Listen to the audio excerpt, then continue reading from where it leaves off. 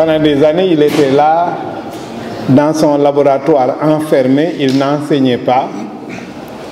Et quand il a eu la possibilité d'enseigner au département d'histoire, ça tombait juste que j'étais en licence et c'était notre promotion qui a reçu ses premiers enseignements. La classe était, je peux vous dire, houleuse, parce qu'on menait des débats très durs avec lui. Nous étions des jeunes survoltés, nourris aux différentes écoles du marxisme, et on ne lui faisait pas de concessions. Je me souviens que nos débats sur la question de la race, de la couleur de la peau, étaient tellement vifs, et il me disait souvent: jeune homme, tu es très naïf.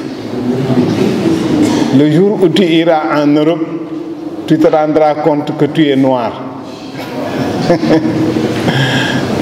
On a discuté et je me suis rendu en Europe, mais son pronostic ne s'est pas avéré. Je suis toujours resté plutôt universaliste, peut-être nourri par ma formation marxiste.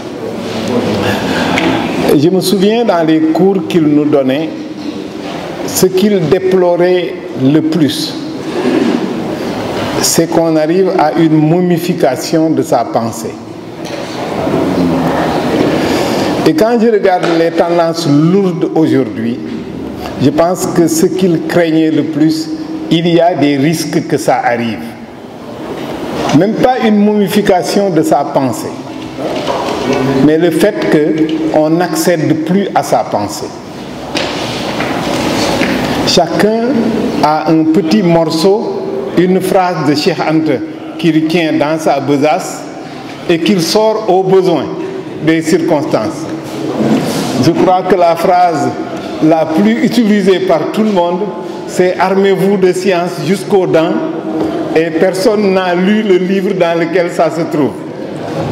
Et on répète des phrases comme ça de Cheikh Anta. C'est une forme de momification de sa pensée. Une pensée, on la découvre en lisant réellement les ouvrages qui expriment cette pensée. Et malheureusement, dans nos sociétés, on lit de plus en plus rarement. On ne lit pas. On se déclare cheikh antéiste, on se déclare diopiste, on connaît les titres des ouvrages, Civilisation et barbarie, l'Afrique noire précoloniale, ainsi de suite. Mais on n'en connaît que le titre et la couleur de la couverture. On ne l'a pas lu. Et il faut lire les ouvrages de Cheikh Anta pour ne pas momifier sa pensée. Et lecture au niveau des intellectuels, c'est une lecture critique.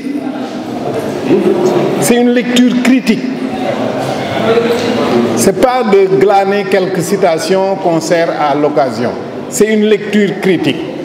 Et quand on fait une lecture critique, on ne s'arrête pas à lire l'ouvrage de Cheikh Anta, mais on lit l'ouvrage en lisant les ouvrages que Cheikh Anta a lus, avec qui il parle, les notes de bas de page, avec qui il discute. Il faut aller lire ces ouvrages aussi. C'est ça, lire un auteur. C'est non seulement le lire, mais lire les auteurs qu'il cite, les auteurs avec qui il débat. Mais ça demande de prendre un temps assez long pour pénétrer la pensée de Cheikh Anta et pouvoir la discuter. Et ne pas se contenter simplement de glaner des phrases qu'on sort à l'occasion, bon, de le célébrer, c'est bien de le célébrer, mais c'est mieux de célébrer sa pensée. Et malheureusement, de plus en plus, c'est la personne plus que la pensée. Et c'est la pensée qui sert à l'Afrique. Cette pensée, nous devons la posséder, la critiquer, voire même la dépasser. Parce que les questions qu'il se posait, c'était des questions des années 50 jusqu'aux années 60-70. Il y a quelque chose d'universel dans les réponses qu'il apporte, mais nous sommes des années 2020-2021. On doit aller beaucoup plus loin et questionner notre être et notre histoire.